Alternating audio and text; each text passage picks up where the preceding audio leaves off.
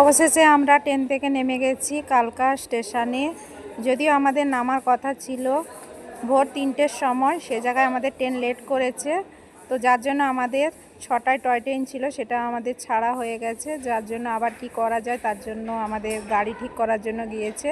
দেখা যাক, toy train যদি পাই তো আবার নতুন করে বুক করতে হবে, নয়তো গাড়ি ঠিক করে যেতে হবে।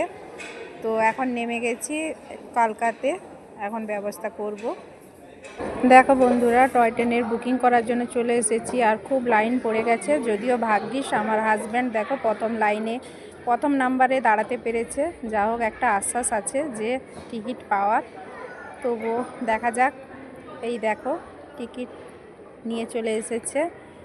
যা হোক, কপাল ভালো ছিল তাই টিকিট পেয়ে গেছে, আর গাড়ি বুকিং করতে হচ্ছে না, টয় ট্রেনে যাওয়া হবে। তো টয় ট্রেনে যাওয়ার জন্য আমরা এখন দাঁড়িয়ে আছি। টয় ট্রেন আসবে এখন 11টা 55-তে। তো তার জন্য এখন অপেক্ষা করছি, অন্য টয় ট্রেনগুলো দাঁড়িয়ে আছে। তো আমরা কি করব, টাইম স্পেন্ড করার জন্য এদিক ওদিক ঘুরছি। পরে আবার কথা হবে বন্ধুরা, বাই। অবশেষে দেখো বন্ধুরা, আমরা টয় ট্রেনে উঠে গেছি। ঠিক আছে বন্ধুরা, টয় ট্রেনটার ভিতরটা এমন। তো দেখে নাও, আবার পরে কথা হবে বন্ধুরা। এখন